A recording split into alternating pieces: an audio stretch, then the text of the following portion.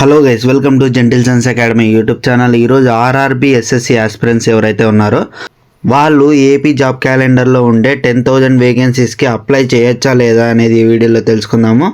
Apply చేయొచ్చు అంటే మనకి ఏ సిలబస్ ఉంటుంది, కామన్గా ఉంటుందా లేదా సిలబస్ అనేది, మనం ఎక్స్ట్రాగా ఏం నేర్చుకోవాలి, ఏ డిపార్ట్మెంట్లో ఎన్ని వేకెన్సీస్ ఉన్నాయి, మొత్తం అంతా క్లియర్ కట్గా మాట్లాడదాం ఈ వీడియోలో. కాబట్టి ఎండ్ వరకు స్కిప్ చేయకోకుండా చూడండి.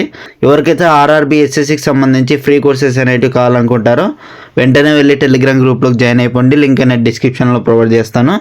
వీడియోలోకి వెళ్ళిపోయే ముందర ఒక లైక్ చేసి హైప్ చేయడం మాత్రం మర్చిపోకండి. ఇలాంటి లేటెస్ట్ అప్డేట్స్ కోసం మన ఛానల్ని సబ్స్క్రైబ్ చేసుకోండి.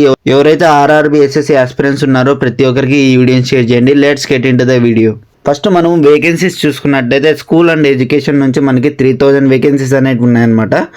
యూనివర్సిటీస్కి సంబంధించి 1,500 వేకెన్సీస్ ఉన్నాయి.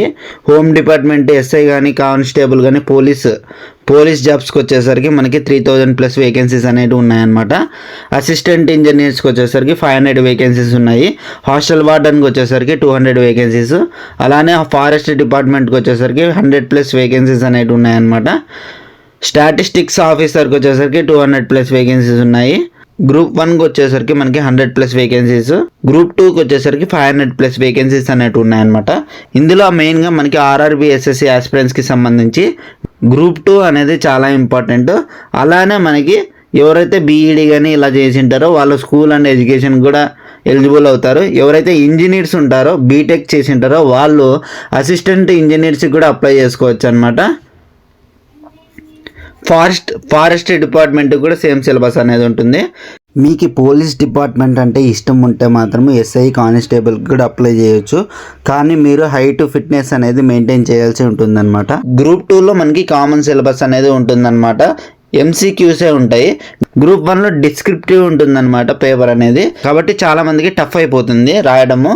కానీ గ్రూప్ 2లో ఎంసీక్యూసే ఉంటాయి.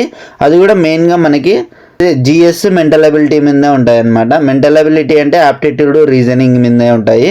30 మార్క్స్ ఉంటుంది అనమాట. జిఎస్ మీదనే మనకి ఓవరాల్గా 120 క్వశ్చన్స్ అనేవి ఉంటాయి అనమాట. Indian Geography, polity, economy, current affairs కూడా చూసుకొని ఉంటారనమాట ప్రతి ఒక్కరు. కాబట్టి ఇదే సిలబస్సే ఉంటుందన్నమాట. జస్ట్ మనకి ఏపీకి సంబంధించి ఫోకస్ చేస్తే సరిపోతుంది. ఏపీకి సంబంధించి కరెంట్ అఫైర్స్ కానీ, పాలిటీ కానీ, ఎకానమీ కానీ, జియోగ్రఫీ కానీ ఇది సపరేట్గా మనం చదువుకున్నట్టయితే కొద్దిగా హార్డ్ అయినా కూడా జాబ్ అనేది తెచ్చుకోవడానికి అవకాశాలు అనేవి ఉన్నాయన్నమాట. ఎందుకంటే 500+ వేకెన్సీస్ ఉన్నాయి. ఇంకా టైం అనేది ఉందన్నమాట. మనకి ఇప్పుడు వచ్చే ఉగాదికి రిలీజ్ చేస్తున్నారు.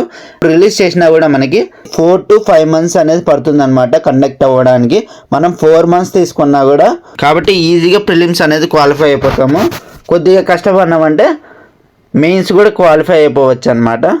ఎవరైతే ఇంకా లైక్ చేయలేదో ఒక లైక్ చేసి హైప్ చేయడం మాత్రం మర్చిపోకండి. ఇలాంటి లేటెస్ట్ అప్డేట్స్ కోసం మన ఛానల్ని సబ్స్క్రైబ్ చేసుకోండి. ఎవరైతే గవర్నమెంట్ జాబ్స్కి ప్రిపేర్ అవుతున్నారో ప్రతి ఒక్కరికి ఈ వీడియోని షేర్ చేయండి. జై హింద్, జై భారత్.